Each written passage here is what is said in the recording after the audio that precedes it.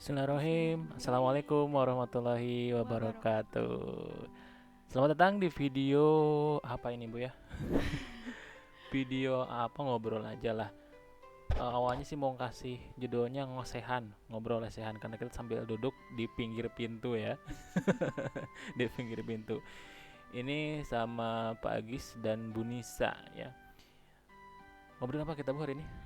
Kita mau ngobrolin hal-hal yang kita kangenin. Oh ya, sebelumnya kita kan profesinya ini sebagai guru ya, sebagai guru. Ya. Jadi kita tahu pandemi ini udah terjadi sejak bulan Maret, berarti sekitar 6 sampai 7 bulan. 6 sampai 7 bulan. 6 sampai 7 bulan dimana kita nggak bisa kerja gitu, ngajar anak-anak gitu. Jadi di sini kita mau bikin kayak mengeluarkan bukan mengeluarkan apa sih, Ya ngobrol aja. ngobrol-ngobrol hal-hal apa aja sih yang kita kangenin selama kita belajar nggak bareng sama anak-anak itu di rumah aja kan. Betul. Banyak kisah, banyak cerita ya kalau misalkan kita belajar di kelas ya. Itu yang paling ibu senangin apa sih waktu momen-momen yang waktu bulan Januari Februari itu kan kita sempat di kelas. Jangan tanya itu, aku sedih. Ini bentar dulu. Ibu ngajar kelas berapa? Kelas 2. Berarti kelas rendah ya? Kelas rendah. Berarti kelas rendah. Jalan 4 tahun. Kalau bapak sih ngajar, bapaknya apa sih? Aku aja ya. Jadi istri saya mengajar kelas rendah, saya mengajar kelas atas. Jadi kalau misalkan di rumah kita nggak bisa sharing masalah di kelas karena beda ya, beda perlakuannya ketika kelas atas dengan kelas rendah. Jadi sharingnya hanya sebatas ilmu dasarnya aja ya. Waktu dulu pernah aku gini. Apa sih? Aku ingat ditunjuk jadi guru matematika. Aku diajarin sama ibu, gue ngajar pecahan ya. Awal kamu ngajar, Iya, ngajar. awal ngajar. Karena aku tuh duluan ngajar. Iya. Aku dari semester 5 udah ngajar. Terus kamu tuh udah lulus baru langsung ngajar, terus langsung megang kelas atas, dimana perkalian pun karena jarang dipakai, saya tuh masih banyak yang lupa gitu. Iya, bukan lupa sih, karena memang jangan lupa sih, karena jarang dipakai itu. Apa sih lebih ke tekniknya. Jadi kalau ayah tuh karena ya mungkin karena belum praktek kali ya. Betul, jadi emang ngertinya buat sendiri gitu. Jadi iya, pas kemarin belajar tuh kayak belajar gimana cara menyampaikan ke anak biar anaknya ngerti gitu. Ya, jadi nggak cuma kita doang sebagai gurunya. Iya. Awal-awal kita gitu ya masalahnya ya. Tapi memang itu proses ya, itu proses. Tapi kita kembali ke omongan yang masa-masa dirindukan ketika kita belajar di kelas bersama anak-anak ya. Yang ibu apa sih yang paling ini? Datang tuh kayak kalau anak kelas rendah kan dia tuh lebih kayak Ya. romantis. Bukan romantis. Apa sih? Lucu gitu ya. Terus gak ada gengsi atau malu-malu mengungkapkan sesuatu gitu kan. Kalau anak kelas atas tuh udah mulai gengsi, malu ke gurunya apa kayak gimana. Kalau anak kelas 1, 2, 3 mah masih apa sih ya, segala perasaannya tuh dia tumpahkan ekspresikan gitu, ya. ekspresikan kayak gitu. Jadi yang paling dikangenin dari kok sedih ya? Itu mau tanya berbinar. ini hati. Aduh, belum apa-apa ini. Gitu. Ya Allah. Gimana? Terus gimana? Masuk kelas diteriakin ibu kayak gitu-gitu. Aduh, ya Allah. Tolong. Apa? Terus lagi ada nggak? Banyak ya. Tolong. Kalau aku sih gini, pas ke kelas itu yang paling dirindukan itu ketika kan biasa kalau dulu kita mau belajar kan kita baca dulu ya. Jadi yang paling dikangenin itu ketika duduk siap, Bismillah, baca bareng-bareng kan itu kan di kelas. Aduh nangis kok. Aduh sakit nangis. Bener itu kalau memang sih ada orang-orang tertentu ini biasa gitu aja, tapi bagi kita seorang guru itu momen-momen yang sangat istilahnya mah. Ini terus bagaimana ini belum menit keberapa ya? Momen-momen yang sangat luar biasa sekali ya.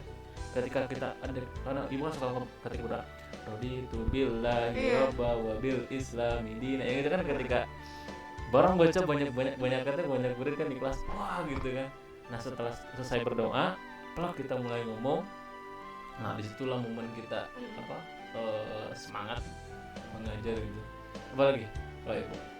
Terus kangen banget lagi ngajar, lagi kita Gimana? ngejelasin, pasti aja ada anak yang ibu udah itunya ngegangguin Mae. Oh iya benar. Ibu, ya ampun itu kesel ada, terus kadang kayak yang lucu aja juga iya, karena kan ya apa sih tingkah anak-anak kelas 1-2 tuh yang masih apa-apa tuh perasaan terus kayak gitu-gitu, jadi kayak apa sih gitu doang juga kayak gitu juga. Coba momen lucu deh yang anak-anak yang pernah lakukan ke Ibu tuh, momen lucunya gitu apa? Mereka tiap punya makanan apapun dia selalu ngasih ke kita. Oh, iya, Aku inget dia tuh cuman bawa apa sih, rambutan. Oh iya, buah rambutan. Itu dia cuma bawa 2 biji. Dia rela, terus dia makan satunya dikasihin ke aku. Bisa gitu ya? Kelas rendah kayak gitu. Dikasihin, terus kayak misalkan apapun yang dia makan tuh dia inget gitu, kayak misalkan ibu mau nggak atau kayak gitu. Nawarin gitu ya, nawarin pas istirahat kayak gitu. Kelas atas juga kayak gitu sih, cuman kalau kelas atas itu momennya ketika ngasih surat-surat Bu. Iya, kalau Masya ya kan Allah. itu bedanya. Kalau kelas 1-2 mah kan masih berani ngomong, karena nggak gengsi. Kalau kelas atas udah mulai ada gengsi, jadi dia pasti mainnya surat-surat gitu. Mainnya surat. Baru berani bilang I love you Pak Agi. Pakai surat tapinya. Pakai surat. Aku yang bacain. Terus gini, ada momen kalau misalkan guru lagi ulang tahun, pernah waktu kejadian lagi ulang tahun, pas ulang tahun di kelas, masuk kelas nih ya, masuk kelas. Oh, di papan tulis sudah ada tulisan. Di papan tulis tuh nulis, ngegambar, walaupun gambarnya gambar sebisanya anak menggambar gitu. Tulisan apa, ucapan dari guru, apa tanda tangan mereka semua di whiteboard. Itu hal sepele tapi buat kita Masya Allah, ini berarti kita di apa sih, apresiasi gitu, disayangi gitu ya, kayak gitu. Terus hal yang paling menjengkelkan apa? Ibu bagaimana? Menjengkelkan adalah aku kan, kalau aku tuh tipe orang yang ngajar, tipe guru yang ngajar kalau di kelas itu tegas gitu kan. Disiplin ya. Kalau ngajar, tapi kalau beres aku menjelaskan ya aku fine aja sama mereka. Aku tuh suka bilang kan, kalau lagi belajar kayak mereka tuh nggak boleh sama sekali pegang pensil, pegang apa sih, buku atau apapun yang ada di mejanya mereka. Aku tuh suka ngizinin, jadi emang bener-bener mereka cuma harus fokus ke aku kalau lagi ngejelasin kayak gitu-gitu. Atau aku lagi bikin media di putar video, memang mereka yang harus bener-bener fokus aja, nggak boleh pegang apapun. Nah, yang menjengkelkan itu udah dikasih tahu nih ya, nggak boleh ada ini itu kayak gitu. Ada aja dalam satu kelas itu kan 25 orang gitu ya, ada aja 1 atau 2 orang yang kayaknya teh kalau orang lain lagi serius tuh gatel gitu, pengen gangguin. Jadi itu yang bikin astagfirullah, nggak denger apa tadi aku ngomong apa kayak gitu. Terus yang paling keselnya teh, kita tuh udah ngejelasin di akhir, udah sampai situ mungkin sampai beberapa kali, lebih dari sekali ngejelasin. Ngerti Bu, siap dikasih tugas, siap. Kita kasih tugas, ibu ininya gimana, kenapa susah. Tiba-tiba mereka kumpul di meja, itu sih yang dirindukan sampai gerah kayak gitu-gitu. Iya bener gerahnya itu di apa, dikerumunin sama anak-anak. Aku juga sama, pas kalau lagi itu di kelas atas tuh kayak gini Bu. Di kelas atas itu pasti satu kelas tuh ada satu orang yang troublemaker. Di kelas atas satu orang aja selalu ada. Ketika lagi anak lain pada fokus nih, ada satu orang itu ngapain lah, ngomongnya kemana aja, jadi mengganggu gitu. Tapi itu yang bikin menjengkelkan. Tapi kalau mereka ketika dia satu orang itu nggak sekolah misalkan sakit, ditanyakan nggak usah kehilangan, karena dia yang menonjol terus gitu, walaupun dia mengganggu gitu. Terus hal yang paling membanggakan apa ketika di kelas? Membanggakan kita iya, kalau kita ngajar mereka ngerti semua, itu udah jadi kebanggaan dari betul sendiri. Ya aku juga gini, ketika kita nyampein materi terus kita jelasin, kasih contoh kan, terus latihan, ada 1-2 orang yang nanyain, terus dia bisa, itu hati kecil kita wah gitu, kita berasa mantap nih, anak-anak udah pada bisa, bener nggak kayak dia? Puasnya tuh Puas, nah itu bener, puas banget gitu. Jadi wah berarti ini anak-anak udah paham kayak gitu kan. Banyak lah cerita ya tentang bagaimana belajar di kelas gitu. Oh iya, dan gimana? Kebiasaan di kelas rendah tuh kan ya, karena notabene kita tuh dua-duanya ngajar di swasta. Betul. Ya kan, di swasta yang jam belajarnya itu emang sampai sore. Jadi mereka tuh rata-rata kan pada dibakalin makan. Nah, kalau kelas atas kan memang mungkin udah tahu rasa lapar dan mereka udah mulai pada suka makan gitu ya. Kalau kelas atas. Nah, kalau kelas rendah kan emang notabene mereka tuh lebih suka jajan dan susah makan gitu kan. Yang dirindukan aku tuh kayak maksain mereka buat makan. Iya. Karena tuh kalau mereka dibekali itu kadang mereka tuh dibekelin, pulang lagi ke rumah tuh masih utuh gitu, masih utuh. Nah itu jadi kayak tugas tambahan kita sebagai gurunya. Sampai disuapin ya. Nah itu yang dirindukan tuh nyuapin anak sampai betul. Aku pernah tahun lalu tuh tahun yang lalu kali, tahun kemarinnya lagi, itu yang namanya anaknya manja-manja tuh istirahat, aku sampai pernah nggak istirahat sama sekali, cuman buat nyuapin. Ada kali 3 atau 4 orang anak kayak mereka tuh buka bekalnya dibuka, terus aku diam di tengah, ambil misti yang ini masukin ke sini simpan, yang ini ngunyah aku ambil mistinya ini masukin lagi kayak apa, suapin lagi, terus aja kayak gitu sampai mereka segitunya habis. Ya di kelas rendah. Jadi kayak momen-momen kayak gitu Iya, terus betul. itu udah habis makannya kayak mereka tuh suka Bu kita sholatnya bareng ya, kayak semua tuh rebutan pengen dekat sama kita, kayak terus kadang mereka tuh rebutan sampai mukena kita tiba-tiba diambil dari ruang guru biar mereka simpan mukena kita di sampingnya mereka gitu, saking mereka rebutan pengen dekat sholat sama kita gurunya. Satu sisi kayak seneng, tapi sisi lain kok ngerasa ribet amat gitu, kalau sholat mah sama siapa aja gitu. Kan kayak gitu. Ya itu ngomong hal yang dirukan itu hal-hal yang waktu kita pas itu biasa aja, tapi ketika kita tidak melakukannya, sudah lama tidak melakukan, jadi rindu ya. Kayak gitu. By the way kita berbeda sekolah ya. Kalau istri saya di sini sekolahnya beda, dekat dengan rumah. Kalau saya jauh. Jadi kita tuh masing-masing berbeda alma mater sekolah kita kebiasaan mengajar ya. Jadi beda. Kebiasaan kita juga berbeda gitu. Nah, terus apa lagi? Ada lagi nggak? Kalau aku sih lebih ke kayak pembiasaan hari-harian tuh kerasa banget. Oh iya betul pembiasaan itu berpengaruh ya. Karena kan di sekolahku tuh kalau di ada duha nggak sih? Ada.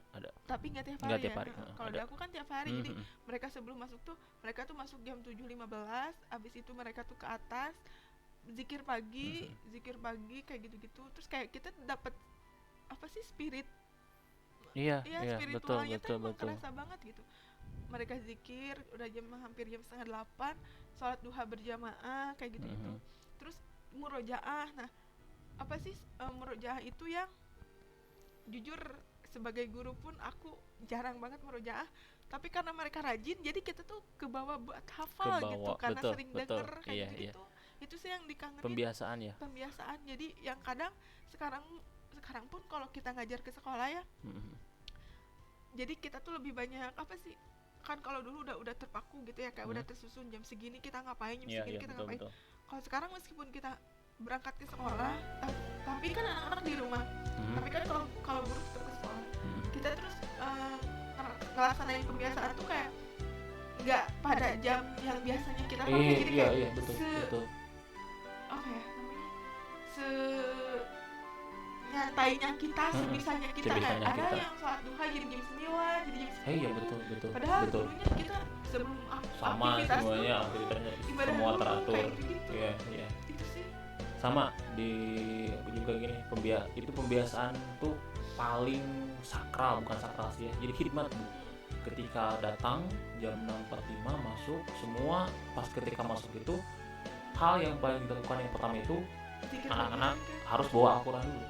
Bawa Al-Quran, langsung bawa dengan nama masing-masing, tidak boleh menggunakan Al-Quran yang lain, baris dengan per kelas, kemudian membaca doa pembiasaan pagi. Terus yang paling sakral itu bukan sakral, jadi kita tuh merinding Bu, asli merinding. Pertama baca Al-Quran bersama-sama, bayangin dipimpin oleh bapak kepala sekolah, baca bareng-bareng dengan berapa ratus orang ya, pokoknya ratusan orang di sana. Itu hati itu kalau merinding lah dengarnya, bener kan, merinding banget gitu. Terus ketika baca itu, kalau setiap hari setiap pagi itu kalau udah baca zikir, merinding badan tuh, hangat badan tuh. Itu yang paling dirindukan sih, beneran pembiasaan. Nah mungkin untuk ke depan mungkin kita akan susah melaksanakan seperti itu ya, walaupun sudah masuk kan ya, karena mungkin nggak bakalan bisa kayak deketan kayak gini lagi di baris ngumpul biasa kayak gitu.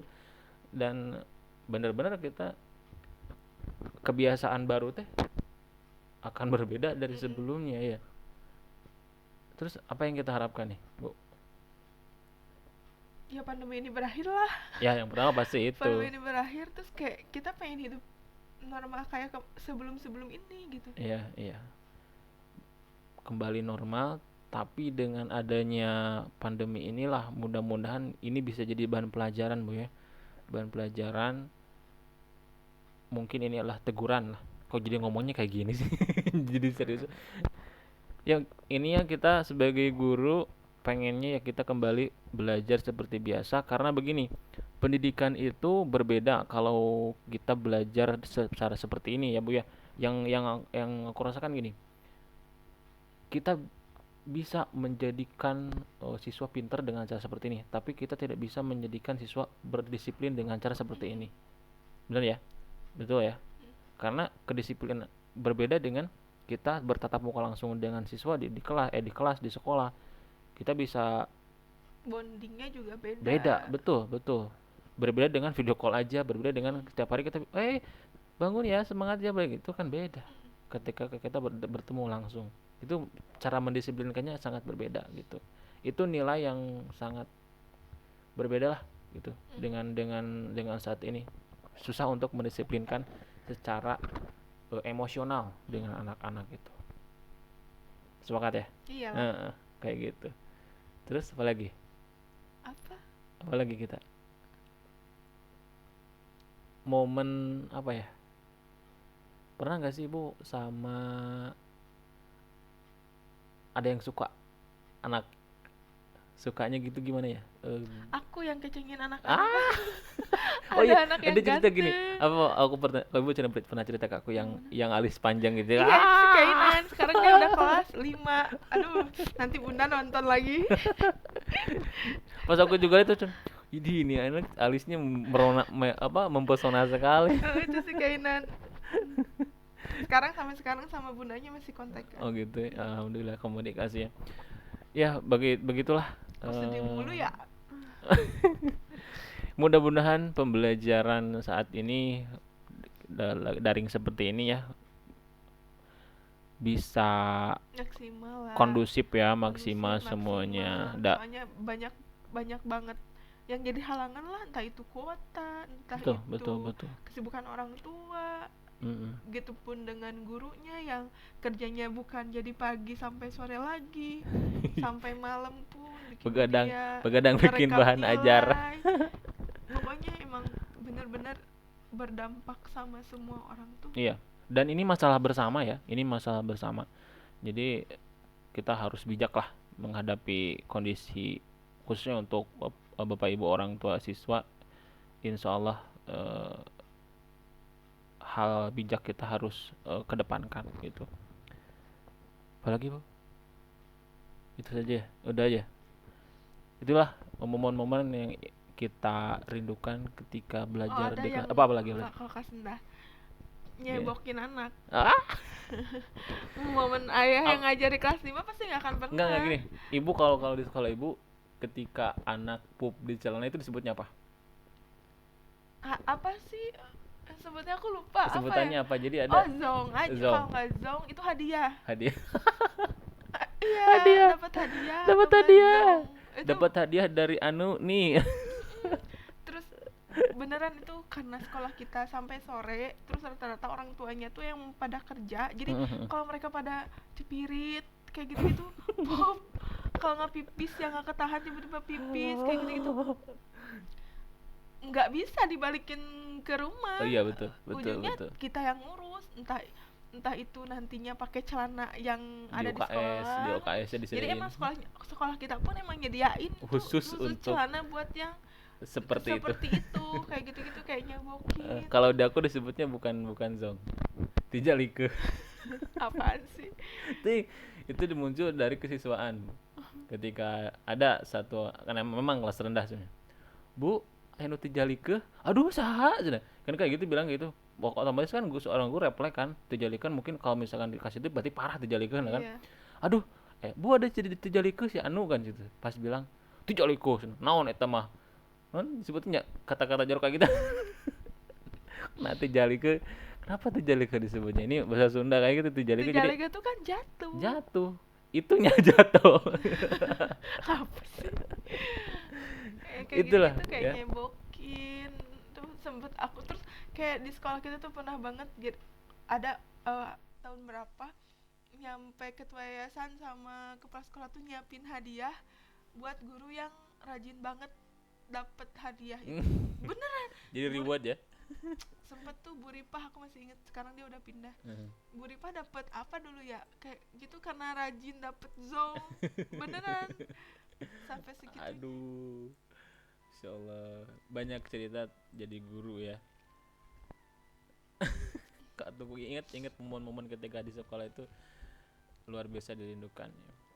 Ya mudah-mudahan kita berharap pandemi ini segera berakhir dan kita bisa seperti biasa lagi, walaupun kebiasaannya kebiasaan baru. Udahan dulu videonya ya. Iya. Udahan dulu aja ya. Terlalu lama. Nanti kita ngobrol-ngobrol lagi, ngobrol-ngobrol ringan saja masalah seperti ini ya. Terima kasih sudah menyaksikan obrolan receh ya. Obrolan receh guru. Honor. Kok jadi kesana ngebahasnya. Dah, terima kasih. Mudah-mudahan semuanya ada dalam keberkahan Allah Subhanahu wa taala. Assalamualaikum warahmatullahi wabarakatuh. Dadah.